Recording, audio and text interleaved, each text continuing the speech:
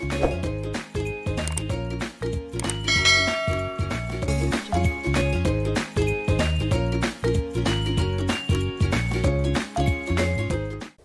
વિસ્તારમાં જ શા માટે હોય છે, બહારના વિસ્તારમાં ચુંબકીય ક્ષેત્ર શા માટે શૂન્ય હોય છે, સોલેનોઇડના પ્રકારો કેટલા, એ ચર્ચા છે એ આપણે અહીંયા કરવાની છે.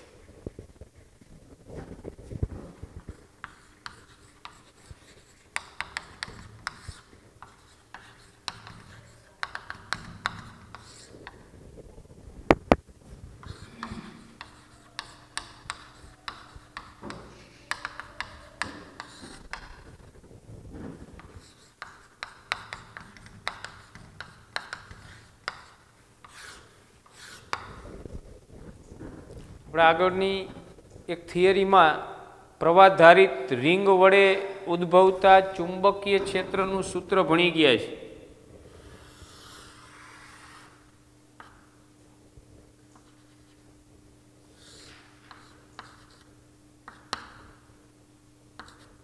ધારો કે એ ત્રિજ્યા ધરાવતી કોઈ રિંગમાંથી I જેટલો વિદ્યુત પ્રવાહ વહે છે, એટલે આ રિંગ વડે ચુંબકીય ક્ષેત્ર ઉત્પન્ન થશે. આ રિંગ પોતે એક ચુંબક તરીકે વર્તશે, એટલે એની અંદર બે ધ્રુવો રચાશે. એક સપાટી N ધ્રુવ તરીકે વર્તશે, બીજી સપાટી S ધ્રુવ તરીકે વર્તશે. તો પ્રવાહધારિત રિંગ વડે તેના કેન્દ્ર પાસે ઉદ્ભવતું ચુંબકીય ક્ષેત્ર μ0I/2R. અહીંયા એ ત્રિજ્યા હોય તો 2E, R ત્રિજ્યાવાળી રિંગ હોય તો μ0I/2R. પછી અક્ષ પર ચુંબકીય તીવ્રતા B બરાબર μ0ANI/2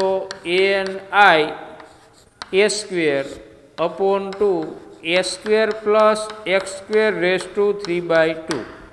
આપણે સૂત્ર મેળવતી વખતે ત્રિજ્યા કેપિટલ R લીધેલી હતી, એટલે B બરાબર μ0ANI/2 R² પ્લસ x²⁵².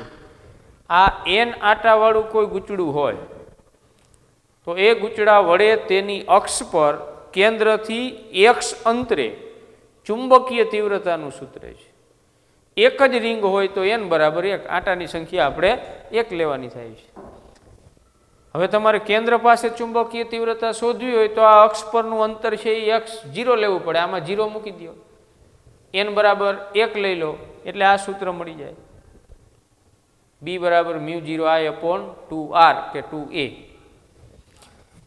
હવે એક રિંગનું જે ચુંબકીય ક્ષેત્ર મળે છે એ, અને બીજી એવી ને એવી બાજુમાં બીજી રિંગ રાખેલી હોય, એમાં પણ એટલો જ પ્રવાહ એ જ દિશામાં વહેતો હોય, તો ટોટલ ચુંબકીય ક્ષેત્ર છે એ બમણું થઈ જાય છે, ડબલ થઈ જાય છે. આવી પાસે સમાન ત્રિજ્યાવાળી N રિંગોને રાખવામાં આવે. બધી રિંગોમાંથી એક સરખો પ્રવાહ એક જ દિશામાં પસાર કરવામાં આવે તો પરિણામી ચુંબકીય ક્ષેત્ર છે એ N ગણું થાય છે. આવી રચના એટલે સોલેનોઇડ. સોલેનોઇડની અંદર એક કરતાં વધારે રિંગો, ગાળાઓ એને પાસે રાખેલા હોય છે. એ બધા ગાળામાંથી એક સરખો પ્રવાહ એક જ દિશામાં વહે છે.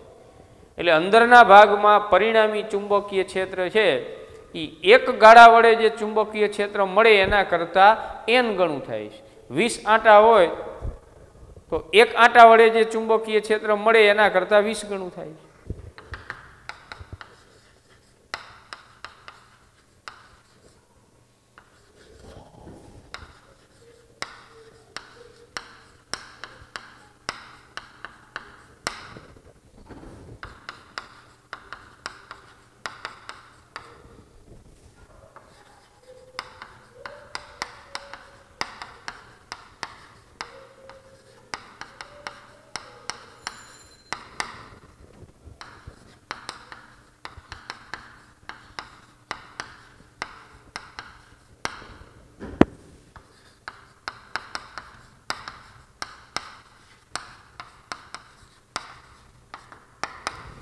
એકબીજાની ખૂબ જ પાસે વીંટાળેલા, અલગ કરેલા વાહક તારના હેલિકલ ગૂંચળાને સોલેનોઇડ કહે છે. એ ખૂબ જ પાતળો તાંબાનો તાર હોય છે, એની ઉપર ઇનેમલ એટલે વાર્નિશનું પાતળું પડ ચડાવેલું હોય. આવા તારને અવાહક પોલા પાઇપ પર આમ એકબીજાની ખૂબ જ પાસે વીંટાળવામાં આવે છે. એટલે બધા આટાઓ એકબીજાના સંપર્કમાં હોય, એનો ફિઝિકલી કોન્ટેક્ટ થાય, ભૌતિક સંપર્ક થાય, પરંતુ એની પર ઇનેમલનું અવાહક પડ હોવાથી એનો ઇલેક્ટ્રિક વિદ્યુત કોન્ટેક્ટ થાય નહીં.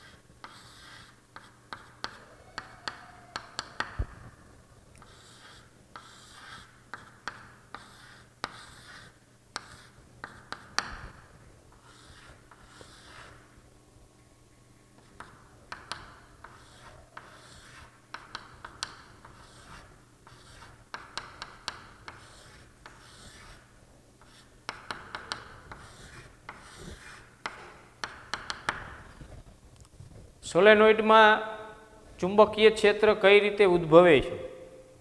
તો સોલેનોઇડની રચનામાં એક અવાહક પોલો પાઇપ હોય છે. એ અવાહક પોલા પાઇપ પર અલગ કરેલ તાંબાના તારને આમ એકબીજાની પાસે હેલિકલ રીતે વીંટાળેલો હોય, સર્પિલ આકારે વીંટાળેલો હોય છે. એક જ તારને સ્પ્રિંગની માફક આ પોલા પાઇપ ઉપર વીંટાળવામાં આવે છે અને જે રચના તૈયાર થાય છે એ રચના એટલે સોલેનોઇડ. તો એ સોલેનોઇડની અંદર જેટલા આટાઓ છે એટલી પ્રવાહધારિત રીંગો ગણાય.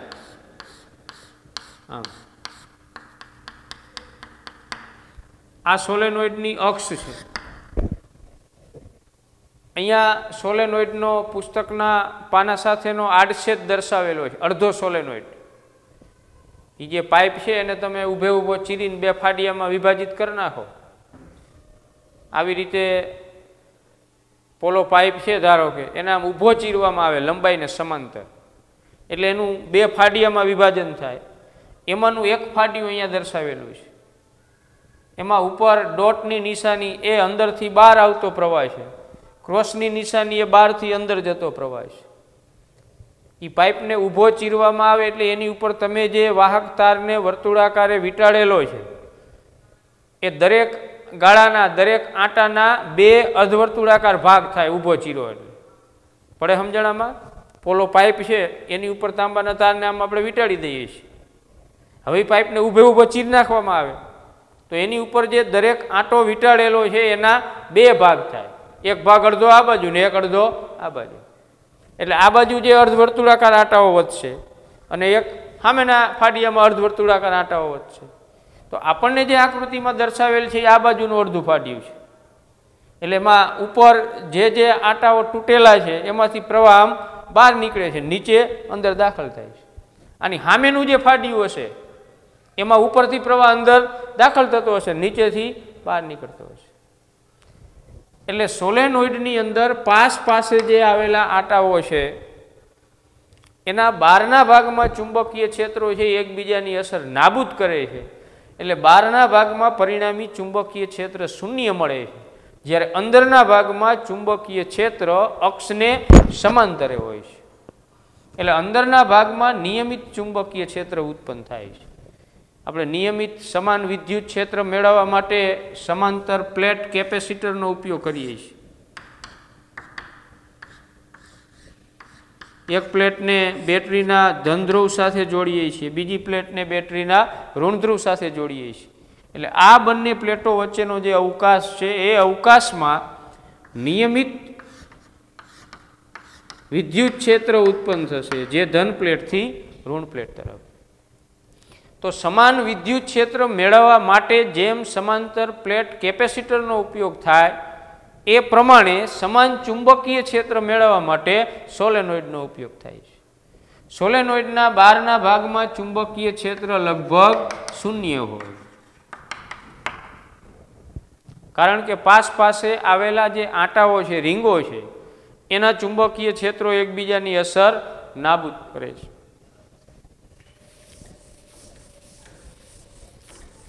હવે આ સોલેનોઇડ છે એના બે પ્રકારો છે, એક લાંબા સોલેનોઇડ અને ટૂંકા સોલેનોઇડ. અતિ લાંબો સોલેનોઇડ કોને કહેવાય? અતિ લાંબો એટલે કંઈ 1, 2, 5 કિલોમીટર લંબાઈનો નહીં, પણ જેની ત્રિજ્યાની સરખામણીમાં લંબાઈ ખૂબ જ વધારે હોય. ધારો કે એક સોલેનોઇડની લંબાઈ 50 સેન્ટીમીટર છે, જ્યારે એની ત્રિજ્યા r બરાબર 1 સેન્ટીમીટર છે. ખ્યાલ આવ્યો? 1 સેન્ટીમીટર ત્રિજ્યા, પણ એની લંબાઈ 50 સેન્ટીમીટર. તો ત્રિજ્યાની સરખામણીમાં લંબાઈ ઘણી બધી વધારે કહેવાય ને, 50 ગણી વધારે છે. તો આ સિચ્યુએશનની અંદર તમે આ સોલેનોઇડને અતિ લાંબો સોલેનોઇડ ગણી શકો. હવે ત્રિજ્યા જ 20 સેન્ટીમીટર હોય ને લંબાઈ 50 સેન્ટીમીટર હોય તેને અતિ લાંબો સોલેનોઇડ કહેવાય ને, એ ટૂંકો સોલેનોઇડ કહેવાય. ખ્યાલ આવ્યો? ત્રિજ્યાની સરખામણીમાં લંબાઈ ઓછી હોય, માપે હોય, તો એ ટૂંકો સોલેનોઇડ. પણ ત્રિજ્યાની સરખામણીમાં લંબાઈ ખૂબ જ વધારે હોય તો એને અતિ લાંબો સોલેનોઇડ કહેવાય. હવે એમ્પિયરના સર્કિટલ નિયમનો ઉપયોગ કરીને સોલેનોઇડની અંદરના વિસ્તારમાં ઉદ્ભવતા ચુંબકીય ક્ષેત્રનું સૂત્ર આપણે મેળવવું છે. આદર્શ સોલેનોઇડ હોય તો એની અંદર દરેક આંટો એક્ઝેક્ટ વર્તુળ હોય, એક્ઝેક્ટ વર્તુળાકારે હોય. પણ આપણે એક જ તારમાંથી સોલેનોઇડ બનાવતા હોય ત્યારે એનો દરેક આંટો છે એક્ઝેક્ટ વર્તુળાકારે હોય નહીં. તમને 5 મીટર લંબાઈનો કોપરનો તાર આપી દે અને તમને એક પાઇપ આપી દે 1 મીટર લંબાઈનો પહોળો પીવીસીનો, અને તમને એમ કે આની ઉપર આ તારને વીંટાળી અને સોલેનોઇડ તૈયાર કરો, તો તમે એક રિંગ બનાવશો એની? જો બધી અલગ અલગ રીંગો બનાવવામાં આવે તો બધામાંથી એક સરખો પ્રવાહ એક દિશામાં વહે નહીં. પણ એ 5 મીટર લંબાઈનો તાર છે ને તમે શું કરશો? એક છેડાને ઉપર પકડી પાઇપ ઉપર અને આમ વીંટાળતા જશો પાસે. એટલે એક છેડેથી જે પ્રવાહ દાખલ થાય અંદર ફરતો ફરતો બહાર નીકળે બીજે છેડે. તો એ જે ગૂંચળું બનશે એ એક્ઝેક્ટ એના દરેક આંટો એક્ઝેક્ટ વર્તુળાકારે હશે નહીં હોય, કારણ કે એક આંટો હજી આમ પૂરો ન થાય ત્યાં તમારે બીજો શરૂ કરી દેવો પડે. એટલે એ સર્પિલ આકાર હશે. કેવો? હેલિકલ. ઓલી સ્પાઇરલ બાઇડિંગમાં તમે સ્પ્રિંગ જોવો છો તો એ સ્પ્રિંગના બધા આંટાઓ છે એક્ઝેક્ટ વર્તુળ નહીં હોય. એટલે વાસ્તવિક જે સોલેનોઇડ છે, વ્યવહારિક જે સોલેનોઇડ હોય, એનો દરેક આંટો એક્ઝેક્ટ વર્તુળાકારે હોતો નથી. એટલે બહારના ભાગમાં થોડું ઘણું ચુંબકીય ક્ષેત્ર મળે. પણ આદર્શ સોલેનોઇડ હોય તો બહારના ભાગમાં ચુંબકીય ક્ષેત્ર મળે નહીં. પણ વ્યવહારમાં કોઈ આદર્શ સોલેનોઇડ હોય નહીં.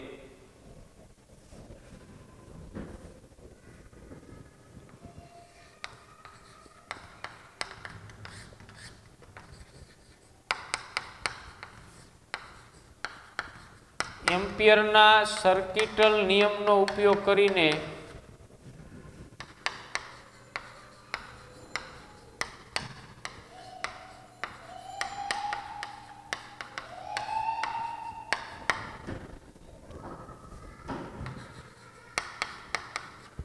સોલેનોઇડની અંદરના વિસ્તારમાં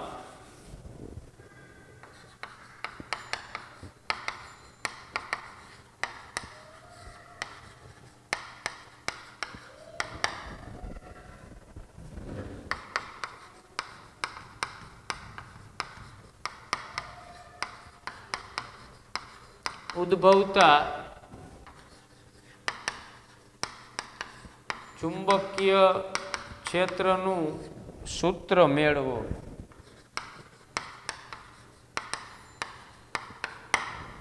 બરાબર? એમ્પિયરના સર્કિટલ નિયમનો ઉપયોગ કરીને ચોખવટ કરી હોય કે અતિ લાંબા સોલેનોઇડની અંદરના વિસ્તારમાં ચુંબકીય તીવ્રતાનું સૂત્ર મેળવો. આ થિયરી માટે આઈએમપી પ્રશ્ન છે.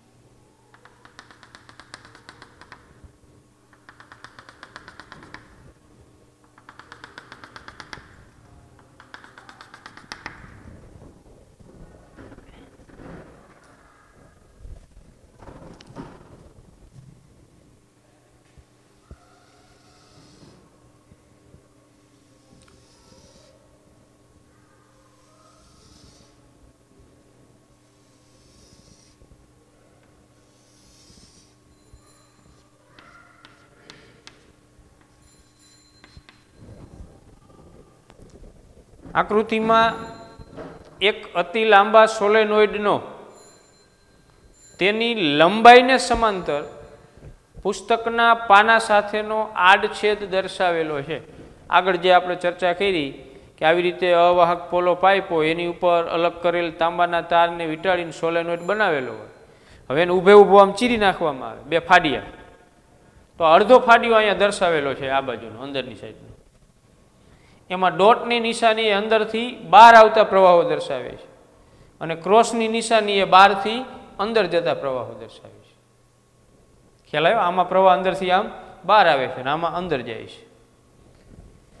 હવે આપણે આ સોલેનોઇડની અંદરના ભાગમાં ધારો કે અહીંયા પી બિંદુ પાસે ઉદ્ભવતું ચુંબકીય ક્ષેત્ર શોધવું છે.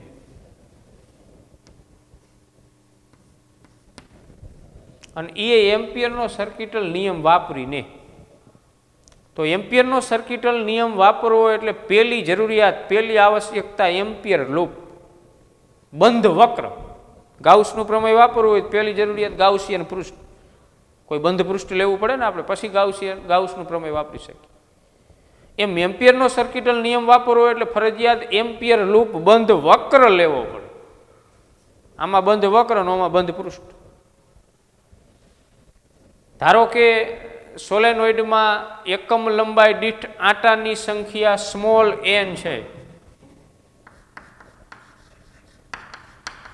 એકમ લંબાઈ દીઠ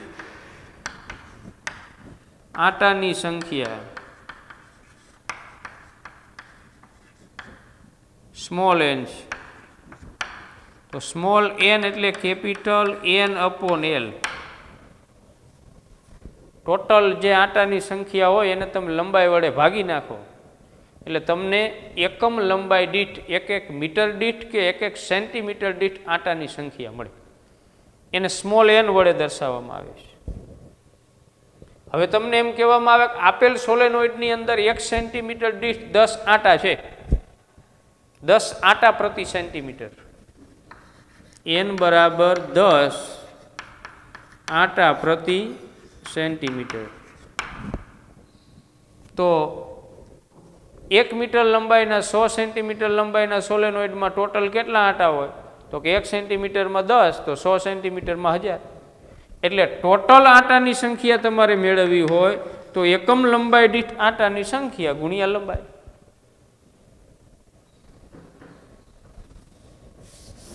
આ સોલેનોઇડમાંથી વહેતો પ્રવાહ I છે. બરાબર, સોલેનોઇડમાંથી વહેતો પ્રવાહ I છે. સોલેનોઇડમાં ટોટલ આંટાની સંખ્યા કેપિટલ એન અને એકમ લંબાઈ દીઠ આંટાની સંખ્યા સ્મોલ એન છે.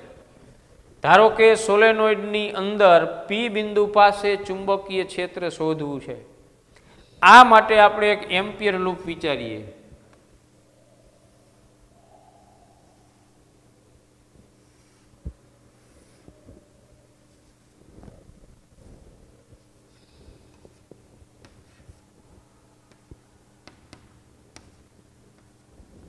બંધ વક્ર એ બી સી ડી એ આ આપણું એમ્પિયર લૂપ છે. આ એમ્પિયર લૂપની લંબાઈ ધારો કે એલ છે. એલ લંબાઈ ધરાવતું એક લંબચોરસ આકારનું એમ્પિયર લૂપ આપણે કલ્પીએ. હવે એમ્પિયરનો સર્કિટલ નિયમ આપણને ખ્યાલ છે. Integration of B vector dot dl vector is equal to mu 0 I અથવા I ઓફ E એટલે પરિણામી પ્રવાહ. આનું આપણે સંકલન કરતા હતા એટલે સીધું બી ઇન્ટુ એલ પણ મૂકી દેતા હતા. બી ડીએલ કોસ થીટા, જો થીટા 0 હોય તો કોસ 0 એટલે 1 એટલે બી ડીએલ, બીને બહાર કાઢી લો ડીએલ ડીએલ ડીએલ એનું સંકલન થાય એલ. પણ અહીંયા સીધું બીએલ મૂકવાનું નથી, આપણે આ સૂત્ર લેવાનું છે. એમ્પિયરના સર્કિટલ નિયમ પ્રમાણે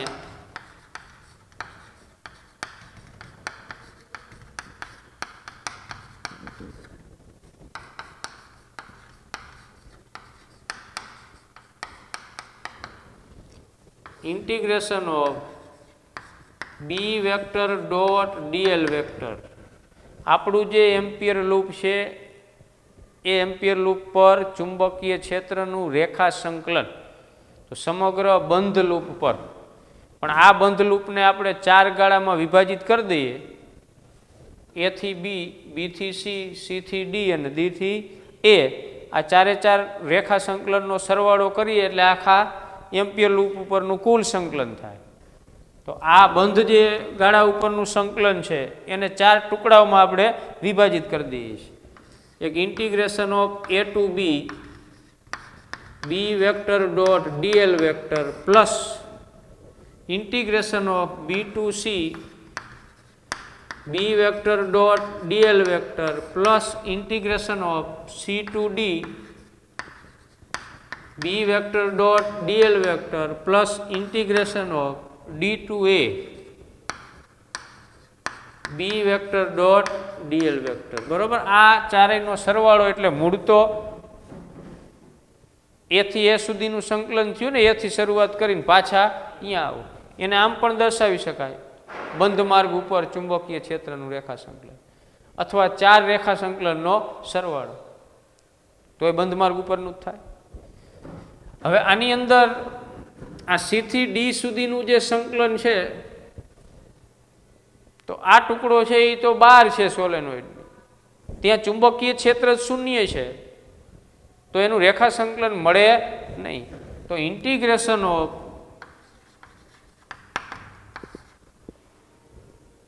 સી ટુ ડી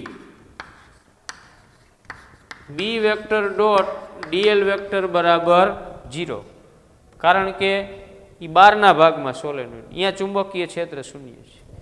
હવે આ 2 ટુકડાઓ છે integration of B to C integration of B to C B vector dot DL vector. તો આમાં અડધો ભાગ છે એ સોલેનોઇડની બહાર છે, જેટલો ભાગ અંદર છે તો અંદર રહેલા ભાગ માટે બી વેક્ટર ચુંબકીય ક્ષેત્રની દિશા અને આના તમે સૂક્ષ્મ ખંડો લઈ લો ડીએલ લંબાઈના, તો એ ડીએલ વેક્ટર 2 પરસ્પર લંબ થાય એટલે ડોટ ગુણાકાર 0 થાય.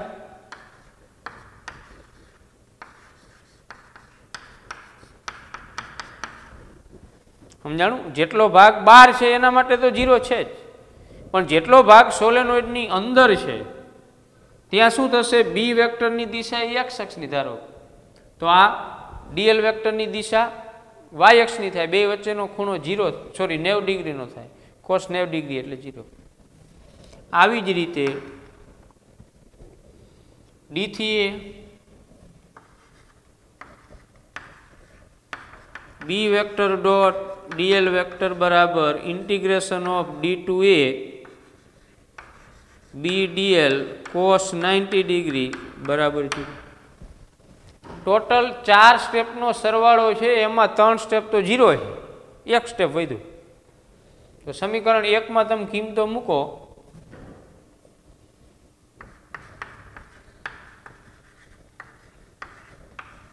સમીકરણ 1 માં કિંમતો મૂકતા શું થઈ જશે?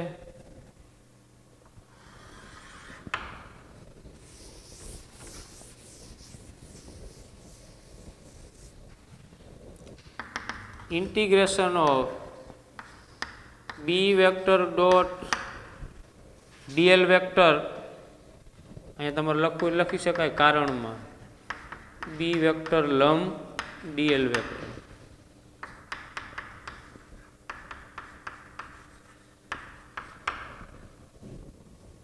શું થઈ જશે? વધશે શું? એ થી બી એક સ્ટેપ જ વધશે ને, બાકી બધું 0. Integration of A to B B vector dot DL vector. Integration of A to B B DL cos 0. આ જે બાજુ છે એ થી બી, એને તમે ડીએલ લંબાઈના સૂક્ષ્મ ખંડોમાં વિભાજિત કરો તો એ ડીએલ વેક્ટર કઈ દિશામાં આવશે? એક્સ અક્ષની. ચુંબકીય ક્ષેત્ર પણ એ જ દિશામાં છે, એટલે બે સમાંતર છે. અહીં B vector is parallel to dl vector હોવાથી થીટા બરાબર 0 ડિગ્રી. તેથી integration of B vector dot DL vector બરાબર A to B B DL cos 0 એટલે 1. પણ બી તો અચળ છે. સોલેનોઇડની અંદરના વિસ્તારમાં બધી જગ્યાએ ચુંબકીય ક્ષેત્રનું મૂલ્ય અચળ છે, એટલે બી ને બહાર કાઢો. Integration of A to B dl dl dl dl dl A થી બી સુધી આવા ટુકડાઓનો સરવાળો કરો એટલે ટોટલ લંબાઈ એલ આવે, અહીંથી અહીં સુધી, એટલે બી ઇન્ટુ એલ. આ 2 નંબર. એમ્પિયરના સર્કિટલ નિયમની જે ડાબી બાજુ છે એનું સાદરૂપ આપણને મળ્યું બી એલ. હવે જમણી બાજુ મ્યુ 0 આઈ ઓફ ઈ, અથવા અહીંયા લખવું હોય તો એ લખો એમ્પિયરના સર્કિટલ નિયમ પ્રમાણે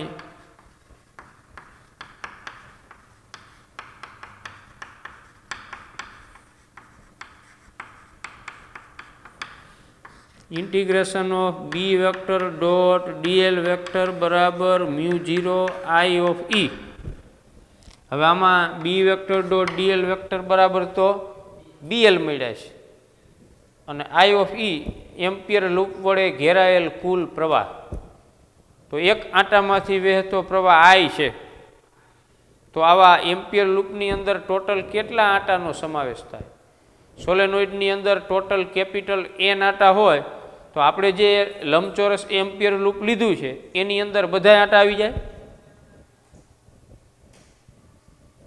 સોલેનોઇડની લંબાઈ ધારો કે 1 મીટરની છે, એની અંદર આપણે 10 સેન્ટીમીટર લંબાઈવાળું લંબચોરસ એમ્પિયર લૂપ લીધું છે.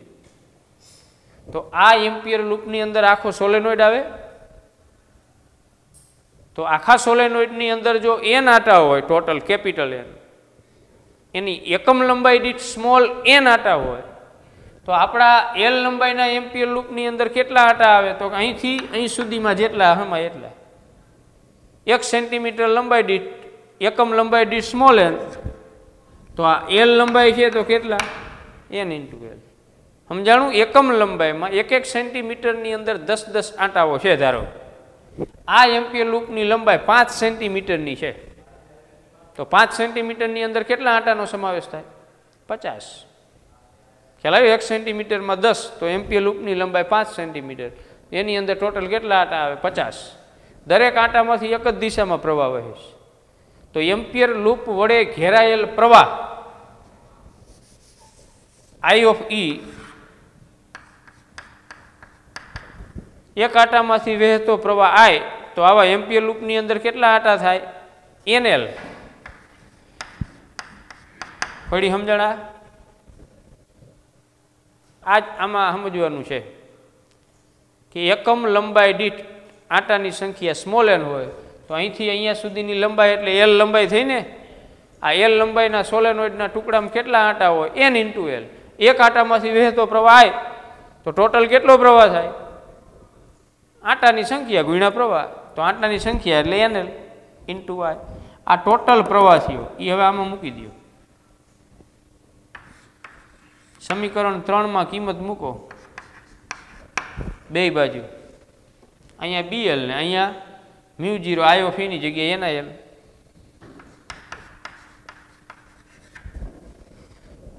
સમીકરણ 3માં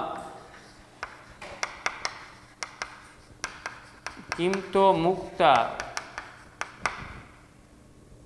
શું થશે? BL is equal to μ0 I of E ની જગ્યાએ NL I. LL કેન્સલ એટલે B બરાબર μ0 NI, જ્યાં સ્મોલ n બરાબર કેપિટલ N અપોન L સોલેનોઇડની એકમ લંબાઈ દીઠ આંટાની સંખ્યા. આ અતિ લાંબા પ્રવાધારિત સોલેનોઇડની અંદરના વિસ્તારમાં ઉદ્ભવતા ચુંબકીય ક્ષેત્રનું સૂત્ર છે B બરાબર μ0 NI. હવે અંદરનું દ્રવ્ય બદલાઈ જાય, સોલેનોઇડની અંદર તમે દ્રવ્ય બદલાવી નાખો તો ચુંબકીય ક્ષેત્ર બદલાઈ જાય, કારણ કે પરમિબિલિટી બદલાય. અંદર કાંઈ ન હોય, હવા હોય ત્યારે μ0, પણ અંદર તમે નરમ લોખંડ ભરી દો તો હવે સોલેનોઇડની અંદરનું દ્રવ્ય હવા નથી, નરમ લોખંડ ભર્યું છે, તો તમારે લોખંડની પરમિબિલિટી μ લેવી પડે. બરાબર? એટલે સોલેનોઇડની અંદર કોઈ દ્રવ્ય ન હોય ત્યારે જે ચુંબકીય ક્ષેત્ર મળે એના કરતાં અંદર કંઈક દ્રવ્ય ભરો ત્યારે ચુંબકીય ક્ષેત્ર છે એ વધારે મળે છે. આ અતિ લાંબા સોલેનોઇડની અંદરના વિસ્તારમાં ઉદ્ભવતા ચુંબકીય ક્ષેત્રનું સૂત્ર છે.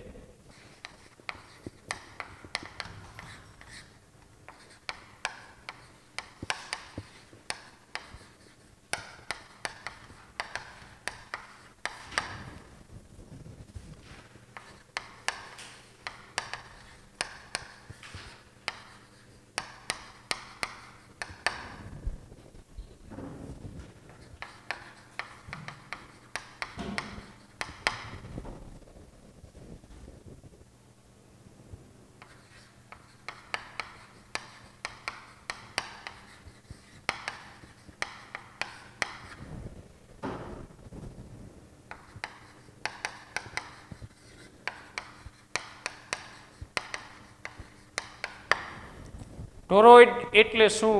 ટોરોઇડની અંદરના વિસ્તારમાં ઉદ્ભવતા ચુંબકીય ક્ષેત્રનું સૂત્ર મેળવો.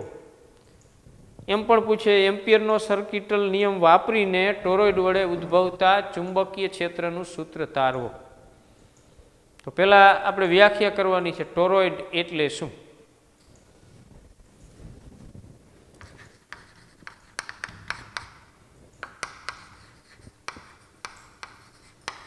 અવાહક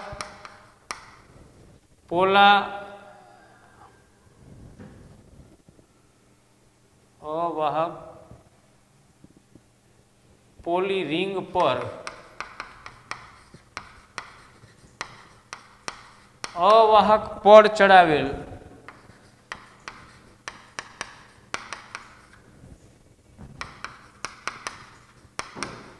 તાંબાના તારને એકબીજાની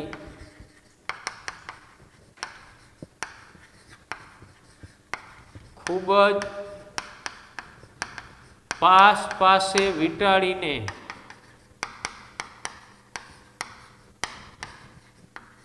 બનતી રચનાને ટોરોઇડ કહે છે.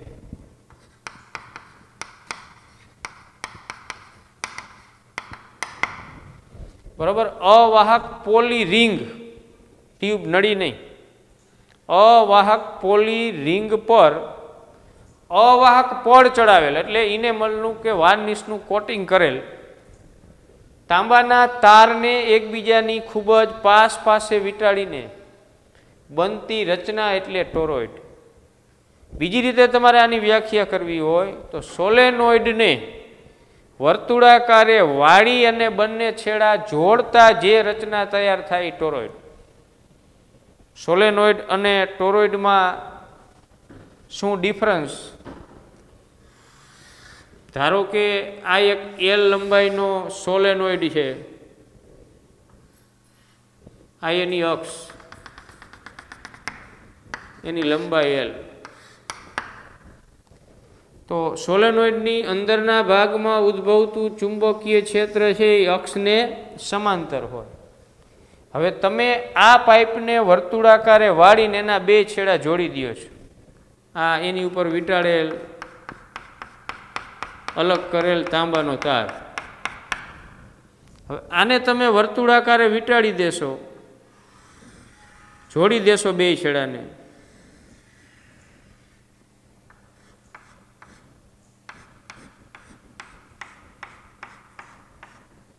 એક છેડેથી પ્રવાહ દાખલ થશે ને બીજે છેડેથી બહાર નીકળશે. તો હવે જે એની અક્ષ હતી આમ વર્તુળાકારે થઈ ગયા છે. પેલા એ સીધો હતો ત્યારે સોલેનોઇડ, ત્યારે એની અક્ષ છે એ સીધી હતી, પણ એને વર્તુળાકારે વાળીને બે છેડા જોડી દીધા એટલે એની અક્ષ છે હવે આ રીતે વર્તુળ બની જાય. આ જે રચના બની ટોરોઇડ, ખ્યાલ આવ્યો? આ ટોરોઇડ છે એટલે ટોરોઇડની આ બહારનો ભાગ કહેવાય, આ એની વચ્ચેનો ભાગ કહેવાય. આ બંને ભાગમાં ચુંબકીય ક્ષેત્ર શૂન્ય હોય. એ જ્યારે સોલેનોઇડ છે ત્યારે આ ઉપરનો ભાગ, આ નીચેનો ભાગ. આને તમે વર્તુળાકારે વાળીને બે છેડા જોડો છો એટલે નીચેનો ભાગ ઈ વચ્ચે આવી ગયો બધો, આ ભાગ, અને આ બહારનો ભાગ છે એ તો એમને રહેવાનો છે બહાર. એટલે વચ્ચેના ભાગમાં અને બહારના ભાગમાં ચુંબકીય ક્ષેત્ર શૂન્ય હોય, માત્ર અંદરના ભાગમાં જ ચુંબકીય ક્ષેત્ર. અને એ ચુંબકીય ક્ષેત્ર છે એ સોલેનોઇડ હતો ત્યારે અક્ષને સમાંતરે હતું. તો હવે વર્તુળાકાર અક્ષ થઈ ગઈ છે ટોરોઇડમાં. તો ચુંબકીય ક્ષેત્ર રેખાઓ વર્તુળાકારે હોય, ચુંબકીય ક્ષેત્ર વર્તુળાકારે હોય નહીં.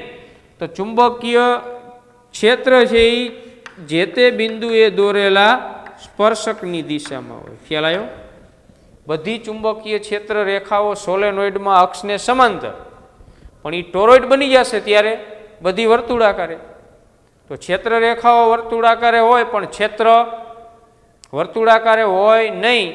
એ ક્ષેત્ર રેખાના દરેક બિંદુએ દોરેલા સ્પર્શકની દિશામાં. વળી તમે આને કાપીને સીધો કરી નાખો તો આ બધા સ્પર્શકો એક જ થઈ જાય ને, સમાંતર એક જ દિશામાં, અક્ષની દિશામાં. એટલે ટોરોઇડની અંદરના ભાગમાં ચુંબકીય ક્ષેત્ર મળે, વચ્ચેના ભાગમાં શૂન્ય, બહારના ભાગમાં શૂન્ય.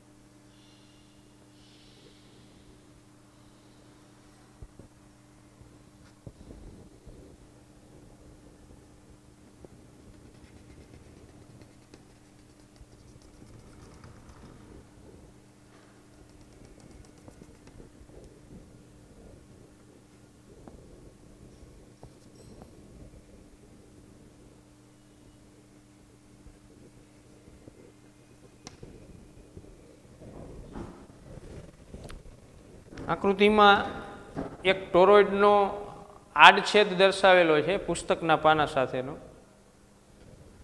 આ ટોરોઇડની સરેરાશ ત્રિજ્યા ધારો કે સ્મોલ આર છે. સરેરાશ ત્રિજ્યા એટલે અંદરની ત્રિજ્યા અને બહારની ત્રિજ્યા એ બેનો સરવાળો ભાગ્યા 2.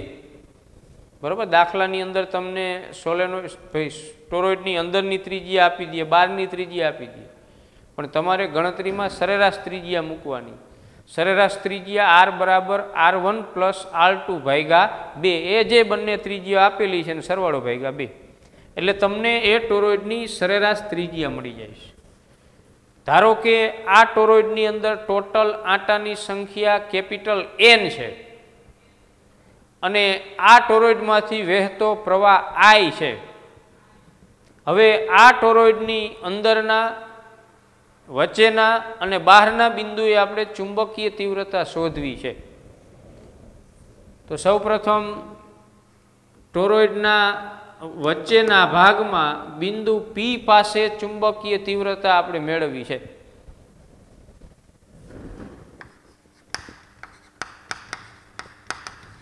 ટોરોઇડની વચ્ચેના ભાગમાં ચુંબકીય તીવ્રતા,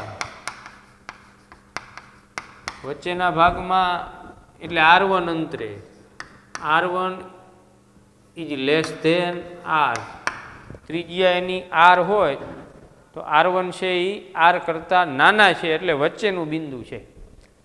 તો ટોરોઇડની વચ્ચેના ભાગમાં બિંદુ P પાસે ચુંબકીય તીવ્રતા શોધવી છે અને એ એમ્પિયરનો સર્કિટલ નિયમ વાપરીને. તો એમ્પિયરનો સર્કિટલ નિયમ વાપરવો એટલે પહેલાં આપણે શું લેવું પડશે? એમ્પિયર લૂપ, બંધ વક્ર. અને એવું જરૂરી નથી કે વક્ર વર્તુળાકાર જ હોય, ગમે તે આકારનો બંધ વક્ર તમે લઈ શકો. તો અહીંયા આપણે એમ્પિયર લૂપ તરીકે O કેન્દ્ર અને R1 ત્રિજ્યાવાળું એક વર્તુળ લઈએ. O કેન્દ્ર અને R1 ત્રિજ્યાવાળું આ વર્તુળ, અહીંયા બિંદુ P. આ 1 નંબરનું એમ્પિયર લૂપ. તો આ એમ્પિયર લૂપ વડે ઘેરાયેલ કુલ પ્રવાહ, તો પ્રવાહ જે છે એ તો ટોરોઇડમાંથી વહે છે ને ટોરોઇડ તો આમ બહાર છે ને, આની અંદરથી કોઈ પ્રવાહ પસાર થશે નહીં. આ એમ્પિયર લૂપ વડે એક પણ આંટો સમાવેશ થતો નથી. આની અંદરથી આમ આંટો પસાર નથી થતો આ એમ્પિયર લૂપની અંદર. એટલે એમ્પિયર લૂપ વડે ઘેરાયેલ કુલ પ્રવાહ શૂન્ય થાય. એટલે એમ્પિયરના સર્કિટલ નિયમ પ્રમાણે BL બરાબર μ0 I of E, અહીં I of E બરાબર 0, એટલે BL બરાબર 0, તેથી B બરાબર 0. P બિંદુ પાસે એટલે કે વચ્ચેના ભાગમાં ચુંબકીય ક્ષેત્ર શૂન્ય. હવે ટોરોઇડની બહારના ભાગમાં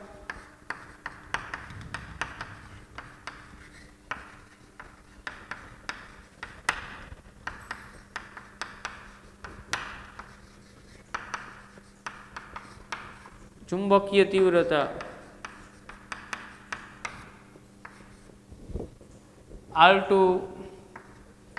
ઇઝ ગ્રેટર ધેન R. આ વખતે Q બિંદુ પાસે અહીંયા ચુંબકીય તીવ્રતા શોધવી છે. Q બિંદુ છે એ ટોરોઇડની બહાર છે, ટોરોઇડની ત્રિજ્યા કરતાં વધારે અંતરે છે. તો Q બિંદુ એ ચુંબકીય તીવ્રતા શોધવી છે, એના માટે આપણે એમ્પિયર લૂપ લેવું પડશે. તો આ વખતે એમ્પિયર લૂપ તરીકે O કેન્દ્ર અને R2 ત્રિજ્યા ધરાવતું એક વર્તુળ, જેને આપણે એમ્પિયર લૂપ તરીકે લઈએ. તો આ એમ્પિયર લૂપ માટે એમ્પિયરના સર્કિટલ નિયમ પ્રમાણે BL બરાબર μ0 I of E, અહીંયા I of E બરાબર 0. ઘણા પ્રશ્ન થાય છે કેમ 0? આખો ટોરોઇડ અંદર નથી આવતો? અંદર આવે છે. તો આ ધારો કે ટોરોઇડનો એક આંટો આમ વીંટાયેલો છે, તો અહીંથી જે પ્રવાહ બહાર નીકળશે એટલો અંદર દાખલ થશે.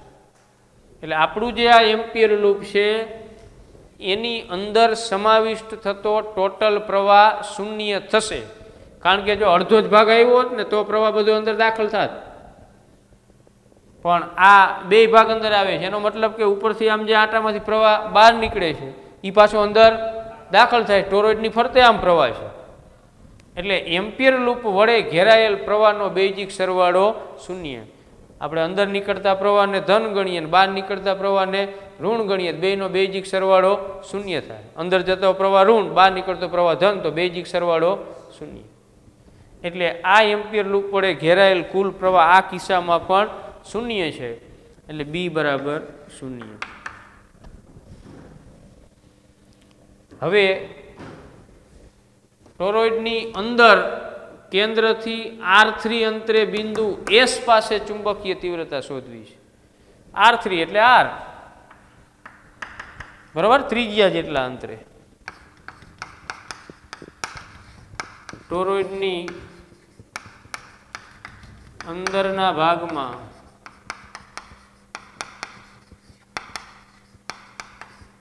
ચુંબકીય તીવ્રતા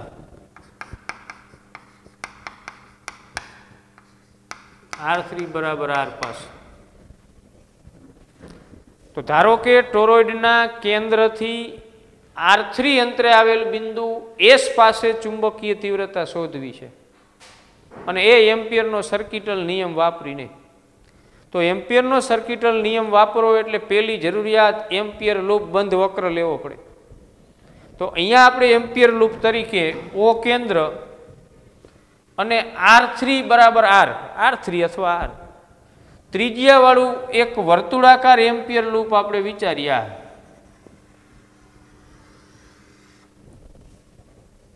વર્તુળાકાર એમ્પિયર લૂપ R3 અથવા R ત્રિજ્યાવાળું.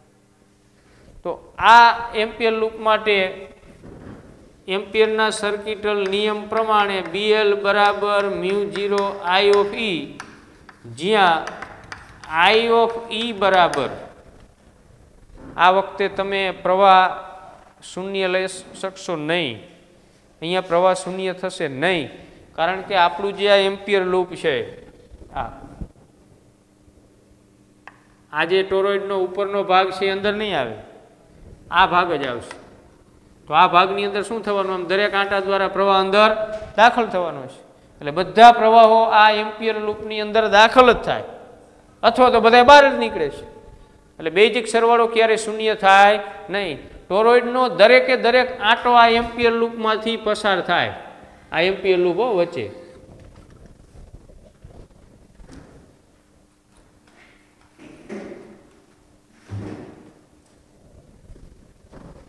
આ આપણું એમ્પિયર લૂપ છે.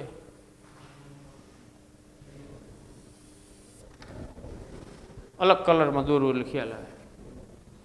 તો અહીંયા તો દરેક આંટો આમ જોવો જોઈએ, એમાંથી પ્રવાહ અંદર દાખલ થતો હશે, ખ્યાલ આવે? આટલો જ ભાગ આવશે, આ ભાગ આવશે નહીં. એટલે આ એમ્પિયર લૂપની અંદર દરેકે દરેક આંટો પસાર થાય છે, અને દરેક આંટામાંથી પ્રવાહ એક જ દિશામાં. એટલે ટોટલ પ્રવાહ શૂન્ય થાય નહીં. n આંટા હોય તો n ગણો થાય. ટોટલ ટોરોઇડની અંદર આંટાની સંખ્યા n છે. એક આંટામાંથી વહેતો પ્રવાહ આ એટલે n I. આ આપણું એમ્પિયર લૂપ. આવી રીતે અંદરથી બધા આંટાઓ પસાર થાય છે આમ, કારણ કે આ અંદરનો ભાગ છે ને ટોરોઇડનો, આમ આ બહારનો ભાગ. તો દરેકે દરેક આંટામાંથી I જેટલો પ્રવાહ વહે છે. ટોટલ કેટલા આંટા છે? n. એટલે પ્રવાહ થશે NI. આમાં કિંમત મૂકો. L એટલે લંબાઈ કોની? એમ્પિયર લૂપની. 2πr3 પરિઘ લંબાઈ બરાબર μ0 I ઓફ E ની જગ્યાએ એમ્પિયર લૂપ વડે ઘેરાયેલ પ્રવાહ NI, પણ R3 ની જગ્યાએ શું મૂકી શકાય? R. μ0 ANI. બી ને સૂત્રનો કરતા બનાવો એટલે μ0 ANI upon 2πr. આને અલગ લઈ લો, n upon 2πr. એટલે n upon L બરાબર સ્મોલ n થાય. સોલેનોઇડ હોય તો સીધી લંબાઈ હોય, ટોરોઇડ હોય તો પરિઘ લંબાઈ. આને શું કહેવાય? એકમ પરિઘ લંબાઈ દીઠ આંટાની સંખ્યા. સોલેનોઇડમાં સીધી લંબાઈ આવે, રેખીય લંબાઈ, એમાં n upon L આવે. અને એને વર્તુળાકારે વાળી દો છો તો L લંબાઈ શેમાં કન્વર્ટ થઈ જવાની? પરિઘમાં, 2πr. એટલે એકમ પરિઘ લંબાઈ દીઠ આંટાની સંખ્યા. અને સોલેનોઇડમાં કયો શબ્દ વાપરવાનો? એકમ લંબાઈ દીઠ. આમાં એકમ પરિઘ લંબાઈ દીઠ આંટાની સંખ્યા છે. તો બી બરાબર μ0 સ્મોલ n ઇન્ટુ આઈ. બેના સૂત્રો સરખા જ છે, સોલેનોઇડના અને ટોરોઇડના, માત્ર અહીંયા ડિફરન્સ છે સ્મોલ n. સોલેનોઇડ હોય તો સ્મોલ n બરાબર capital N upon L, toroid હોય તો કેપિટલ N અપોન L ની જગ્યાએ 2πr પરિઘ લંબાઈ આવે. બાકી સૂત્ર બેના એક. આદર્શ ટોરોઇડ હોય તો એનો દરેક આંટો વર્તુળાકારે હોય તો એના વચ્ચેના ભાગમાં અને બહારના ભાગમાં ચુંબકીય ક્ષેત્ર શૂન્ય હોય. પણ વાસ્તવમાં કોઈ ટોરોઇડ આદર્શ હોય નહીં, એના આંટાઓ છે હેલિકલી વીંટાળેલા હોય છે, એટલે વચ્ચેના ભાગમાં અને બહારના ભાગમાં થોડું ઘણું ચુંબકીય ક્ષેત્ર મળે. આ IMP સૂત્ર છે, આ આપણે પાકું કરવાનું છે.